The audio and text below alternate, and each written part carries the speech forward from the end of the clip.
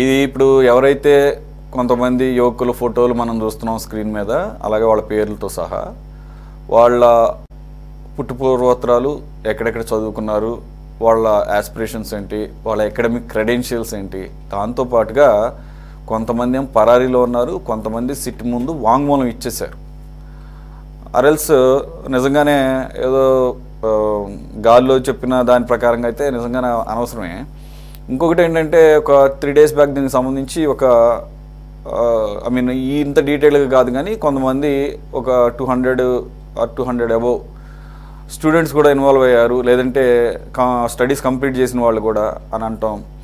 అలాగే కాంగ్రెస్ ఇన్ఛార్జి చెప్పినట్లుగా దీన్ని బట్టి ఇవన్నీ డీటెయిల్స్ కొంత ఎమర్జ్ అయినట్టున్నాయి. సిట్ లీక్ చేసిందా లేదంటే కనుక ఏ రకంగా బయటకు వచ్చింది, కంప్లీట్ ఇన్వెస్టిగేషన్ కంప్లీట్ అయ్యే వరకు కూడా, పూర్తి నివేదిక బయట పెట్టే వరకు కూడా మనకి అవకాశం. అయితే ఇప్పుడు ఉన్నటువంటి డీటెయిల్స్ ప్రకారంగా అయితే వాళ్ళు కొంతమంది సిట్ ముందుకు వచ్చి వాంగ్మూలం ఇచ్చారు, కొంతమంది అబ్స్కాండ్ అయ్యి పరారీలో ఉన్నారని అర్థమవుతుంది.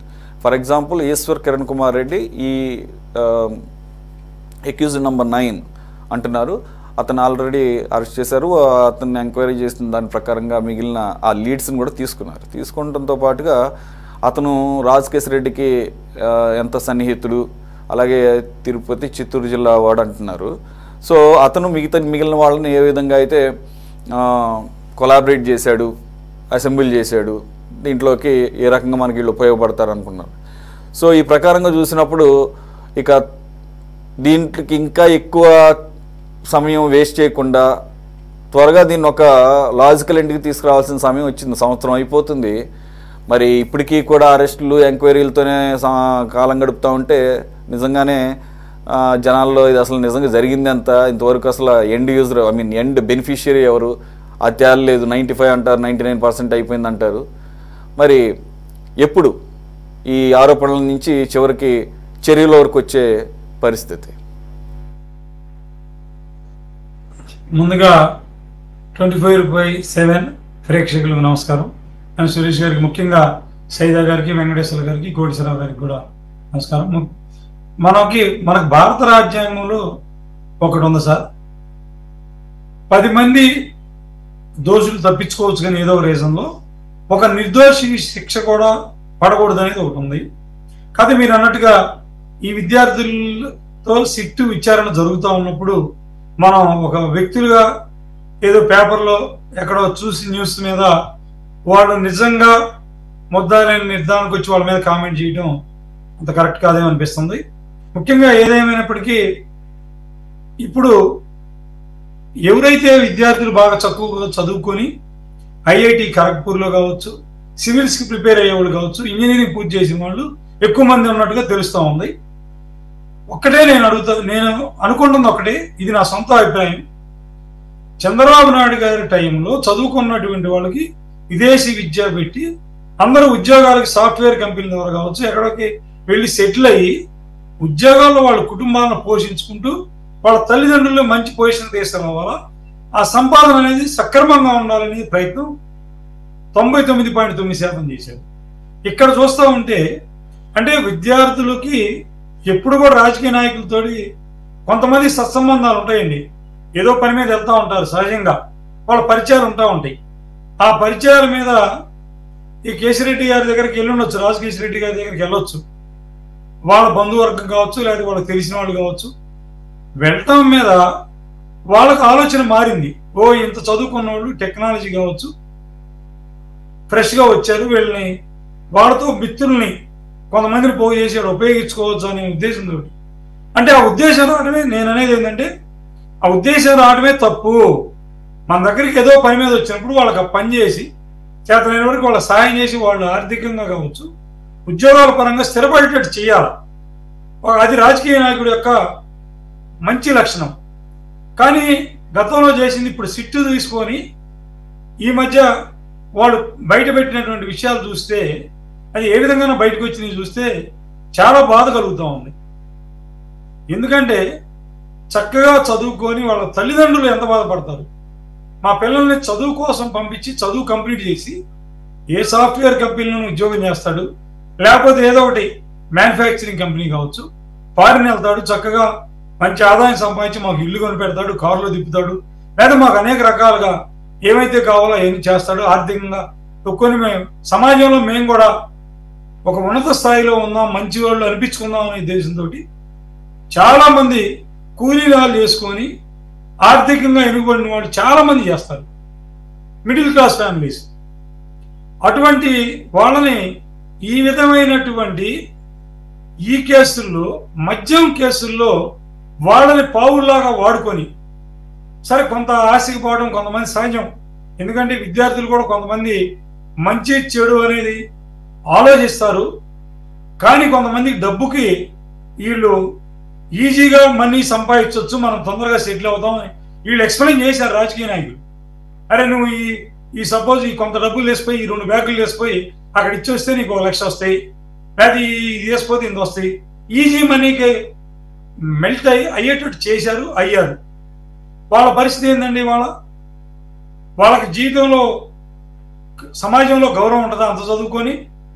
రెండోది, వాళ్ళు రేపు ఏదైనా ఉద్యోగాలకు పోవాలంటే వాళ్ళ ట్రాక్ రికార్డు తీస్తే ఎట్లా ఉంటుంది వాళ్ళ పరిస్థితి? కాబట్టి ఇది మేజర్గా తప్పు. వాళ్ళని ఊబిలోకి దించినటువంటి రాజకీయవేత్తలది. అదేవిధంగా కొద్దిగా మెచ్యూర్ అయినటువంటి విద్యార్థులు కూడా ఆలోచించాల్సిన అవసరం ఉంది. ఎవరు ఏ పని చెప్పినా ఆలోచించుకోవాలి.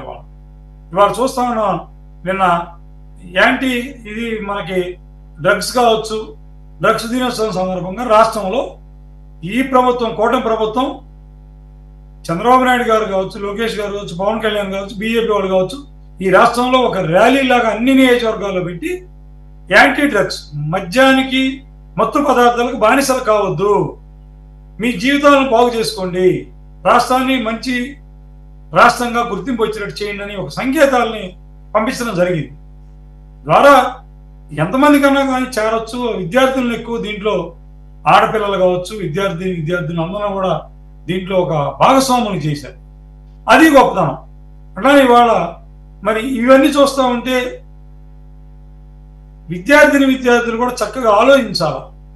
ఎవరు చెప్పినా కూడా ఈ ఆలోచన మంచిదా, మన భవిష్యత్తులో ముందుకు వెళ్ళడానికి చదువుకున్నటువంటి వాళ్ళు, ముఖ్యంగా ఇంజనీరింగ్ అయిపోయి అయితే వివిధ రకాల డిగ్రీలు, బీకామ్ కావచ్చు, బీఏ కావచ్చు, సిఏ కావచ్చు, రకరకాల ప్రొఫెషనల్ కోర్సులు కావచ్చు, అడ్వకేట్స్ కావచ్చు, ఈ కోర్సులు పూర్తి చేసినటువంటి వాళ్ళు మెచ్యూర్డ్గా చెబుతూ ఉంటారు. రాజకీయ నాయకులు చాలామంది వాళ్ళ అవసరాల కోసం చెప్పేవాళ్ళు ఉంటారు. మన స్వతహాగా ఆలోచించుకొని సన్మార్గంలో, మంచి మార్గంలో నడిచి మన తల్లిదండ్రులకి, బంధువులకి, స్నేహితులకి మంచి పేరు తేవాలి. అదేవిధంగా రేపు మీ కుటుంబాలు ఉంటాయి, మీ పిల్లలు మ్యారేజ్ చేసుకోవాలా, మీ పిల్లల్ని తీర్చిదిద్దాలి. మీ పిల్లలు తప్పు చేస్తే ఇవాళ తల్లిదండ్రులు రాష్ట్రంలో చాలామంది బాధపడుతూ ఉన్నారు. ఏంటి నాయన, ఏం జరిగింది? మా పిల్లలు ఎంతోమంది మీకు కొన్ని సెంటర్స్లో, మెడికల్ కౌన్సిలింగ్ సెంటర్స్లో ఎంతోమందిని చేర్చారు. కౌన్సిలింగ్ కూడా ఇవ్వలేని పరిస్థితికి వచ్చారు డాక్టర్లు. గుంటూరులో చూస్తూ ఉన్నాం, ఇక్కడ చాలా ప్రాంతాల్లో. అంటే అంత ఆ విధంగా డ్రగ్స్ కావచ్చు, మద్యానికి కానీ బానిసలైనటువంటి చాలామంది యువత ఉన్నారు. వాళ్ళని నిదానంగా మార్చి ఉత్తమ పౌరులుగా, ముఖ్యంగా భారతదేశానికి వాళ్ళ ఉత్తమ పౌరులు, రాష్ట్రానికి కూడా ఉత్తమ పౌరులు అవసరం. మనం ఎప్పుడో పెద్దలు చెప్పారు చాలామంది, భారతదేశకి ఎవరికైనా సరే భావి భారత పౌరులు, యువతే దేశానికి భవిత అంటూ ఉంటాం. అది దృష్టిలో పెట్టుకోవాలి. అది మరిచి రాజకీయ నాయకుల్లో కూడా ఒక ఆలోచన విధానం రావాలి.